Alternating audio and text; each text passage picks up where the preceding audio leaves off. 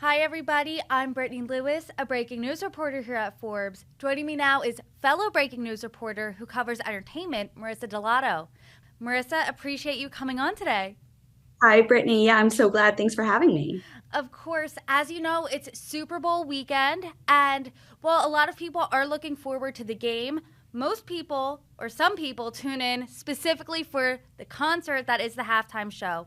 Rihanna's performing this weekend. What can you tell us? I mean, it's going to be such an exciting show. I think on one hand we have Rihanna who has taken time away from her music career to focus on her businesses for the last like almost 6 years now.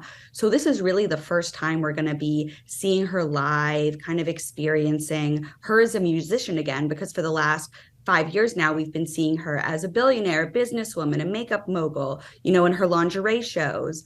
So it's really exciting for people who are fans of her music.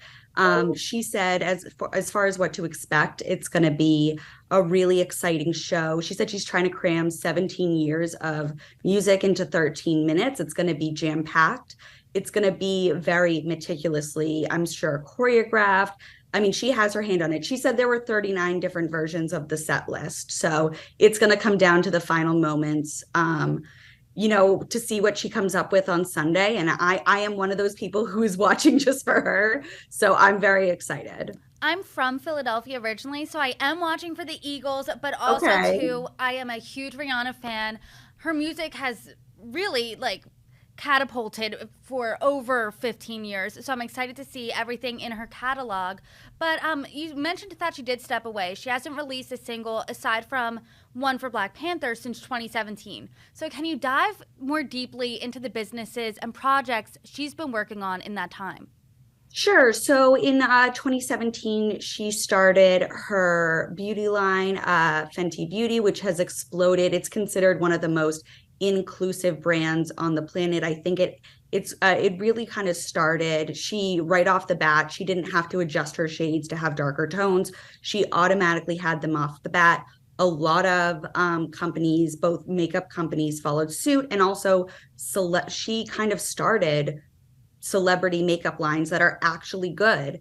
And, we've seen Ariana's Rem Beauty. We've seen Selena Gomez's Rare Beauty after that, Lady Gaga's House Beauty. All these brands have come after her and really kind of, I think, modeled their format after her. And she's killing the game. I mean, she became a billionaire from that, as well as her lingerie line, Savage by Fenty, which she's also deeply involved with. That also extremely size inclusive, gender inclusive. It's and Rihanna said yesterday at a press conference, she's so deeply involved in everything she does. She likes to see the copy on the website. She likes to name the lipsticks. So for her, you can one person, even Rihanna, can only do so much. So she has kind of had to put music on the back burner. I'm not sure if that was her plan. Either way, these brands have become huge things. I mean, Rihanna is a celebrity. She's a celebrity's celebrity. Other celebrities look up to her, and as you can see, even in the lingerie shapewear market, so many celebrities, Kim Kardashian, Lizzo, have modeled their own brands. I would say after her, or at least have similar style brands. And it takes hard work. She's one of the few entertainment billionaires. So for her to be, being as successful as she is with those brands, it's just a huge accomplishment for her to have that billionaire title and a real statement of how much work it takes, an effort on her part, which is it explains her absence. It really does. So, you can't have all three. You just can't. And she welcomed a child in the spring. So her plate is very full. Obviously, Fenty has changed the game. As you mentioned, she is a billionaire. So, how much do these projects make up of her net worth? Really a majority of it. I mean, it's very difficult to become. We have very few entertainer musicians. We have Jay-Z, who is, interestingly enough, he signed Rihanna to her first record deal back in 2005. And now they're both very few music billionaires that exist out there. So the majority of her net worth is going to come from those businesses. Obviously, she has her back catalog, her music, but she, like we said, she hasn't done a tour since 2016, hasn't put in an album since then. So that real big push you saw and that momentum all came really from her businesses. How do you think she was able to make this transition from musician to entrepreneur to businesswoman to billionaire so seamlessly? I think it really is her work ethic. Like I said previously, she is someone who really gets involved diligently in everything she does. She's a really a case study in that you can't just slap your name on something and, be in the advertisements and say, yeah, I have a beauty line. You can tell this is authentically her from, the lines, the names. It really speaks to who Rihanna is. And I think that's why it's been so successful because it is so original to her. And so because she had that presence already, I feel like she was able to transfer that brand, that momentum seamlessly. She did her music like that. She's running her businesses like that. And now that she's coming back, hopefully, at least Sunday to music, she's going to run this show like that as well. That's good to hear. And her music is taking center stage, obviously, this weekend. But she turned down the opportunity back in 2019 to stand in support with Colin Kaepernick. So why is she coming on now in 2023 to perform at the halftime show? Sure. Well, I think that, the NFL really has gone through a lot of changes since then. Rock Nation, which is Jay-Z's entertainment company, has come on board as their to kind of run the halftime shows and other performances and music related things. And part of that is working with the NFL to make sure they're properly highlighting all the different initiatives. The NFL has also started to, amplify issues surrounding police brutality, surrounding systemic racism. The NFL has really realized they can't block players from speaking about something that affects them so personally. So the overall environment of the NFL has become more open to that, whereas obviously Colin Kaepernick had a very different experience when he spoke out about those issues. So, I think she's seen that they've made the changes where she's not going to be a sellout. She's not, not, having taking a paycheck or not taking a paycheck because she's not getting paid, but she's not just going back on her values. She's doing it in a way that she knows she's giving a huge audience to a group that not deserves it, but isn't actively going against something that she believes in. Let's talk about that aspect of not getting paid. When I read your piece, I really was shocked that she isn't getting a paycheck for this. This is one of the biggest stages in the world, the Super Bowl halftime show. So can you break down why she's not getting paid? Sure. So it's not just Rihanna. This is typically what happens for Super Bowl halftime performers, no matter how big the star is. They do not receive a special paycheck for the NFL. The NFL and the sponsor previously was Pepsi. Now it's Apple Music this year. They will split the costs for the production of the performance. Sometimes different stars in previous years, both The Weeknd and Dr. Dre have put in their own money to create, the level of spectacle they really want.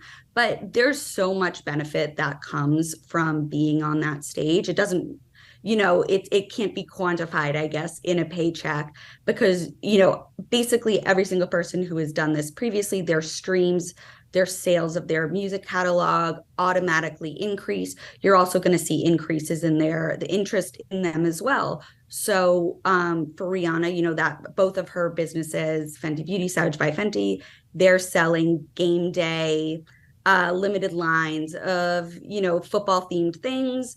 They're going to benefit just from the interest of Rihanna.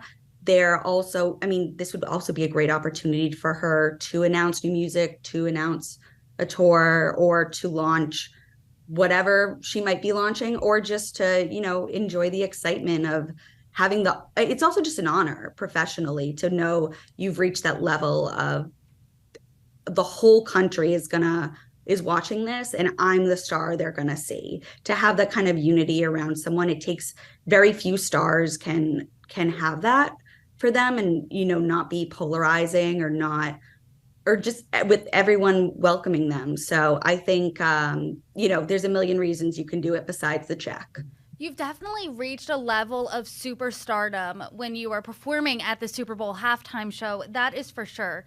But is there any indication or any hints that she's dropping new music? What can we expect specifically from her performance on Sunday? I know people, fans, me, have been waiting with bated breath for years. Is this more of a celebration of her catalog or maybe a glimpse into the future of what we can see from the musician side of Rihanna? Based on what she said so far, she's really using this as a celebration of her catalog. And like I said, she has 17 years of music. I mean, she has so much to pull from. A lot's going to be left out simply because it's such a short show. As far as what she's going to do next, there have been rumors she could announce a tour. I would assume if she's going to tour, there would need to be new music to tour. She has said, just because I'm doing the Super Bowl, it doesn't mean I'm releasing new music. I don't know if she's being coy or if she's really telling the truth about this is not something I'm doing yet. There have been hints of her. She said she's been experimenting with new sounds, or she'd like to experiment with new sounds, new tones, new vibes as a musician, just to play around. Are we ever going to hear any of that? I don't know. I really hope so. And I would think the businesswoman in her would know, if you're going to be on this stage having people celebrate your music, it's an excellent time to drop a new music project. We'll see. I'm very excited either way. Either way, I'm excited too. That's interesting. She's tamping down some expectations for surrounding a new album, but either way, she does have a lot to pull from. I do Oh, not, yeah. yeah, for sure. I do want to switch gears now to the box office. Since mid December, it was like Groundhog Day, really, reporting the box office news. Avatar 2, The Way of Water, has really just been winning the box office the past over a month, but a new movie has taken it out. What movie's that? So that's Knock at the Cabin. That's M. Night Shyamalan's latest horror thriller that ended up being number one at the box office last weekend, ending The Way of Water's 7-week reign, which is just massive. And Way of the Water was actually number three at the box office last weekend. 80 for Brady, the Jane Fonda, Lily Tomlin, Rita Moreno, Sally Field, and Tom Brady football themed flick came in number two. So we're going to keep seeing that trend. I think, as exciting as Avatar has been, I mean, it's grossed more than any other, it's one of the highest grossing movies we've seen in the last year. It's also the fourth highest grossing movie of all time. It's been out for, this would be its ninth weekend in theaters. So we're slowly going to see it go down, but excitement is still there. Number three is nothing to, it's still very impressive. It's definitely a good time to be James Cameron right now. I mean, his Yes. movie's number four, and it has its sights set on the number three highest grossing film of all time. Do you think that Avatar The Way of Water has the potential to overtake the Titanic? I do. I do. It's only, I did the math earlier today. Titanic has it's 2.194 billion. Avatar as of last weekend was 2.174 million. It's close. Depending on how long it stays in theaters and depending on, it's going to keep dropping each weekend, but depending on how that drop is, it could amass to something.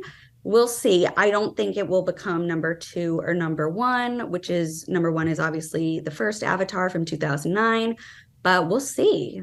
And Anything can happen. anything can happen. And Titanic is being re released for Valentine's Day and the 25th anniversary. Do you think there's still enough appetite for a theatrical showing of Titanic to fend this off, or Avatar 2 is just steamrolling right through? I think it's a limited release. It's cute. It's fun. People have seen this movie, and I think movie lovers and fans of Leonardo DiCaprio, Kate Winslet are going to go out and see it. I don't know if it's going to be enough to really stop that train that's coming. But I think it's going to maybe it's going to slow it down a little bit. Well, I'm still excited. I mean, I remember growing up with the Titanic 2 VHS box set, so it's fun to see it in theater. Right, for a generation that's never gotten to see Of it in course. theater and grew up while having to stop, watch it, or watching it just at home on TV, it's going to be exciting for them to experience it. And for people who haven't experienced it in a long time like that, it's going to be special. And I mean, obviously the appetite for Titanic is still there. It's people are still talking about it. Was there enough room for both of them on the raft? I mean, that's still the number one movie question in the world. So it's going to do well. It's not. I don't think it's going to stop The Way of Water, but we'll see. Marisa Dellatto, thank you so much for coming on and providing your entertainment insights. Thank you so much for having me. I really appreciate it.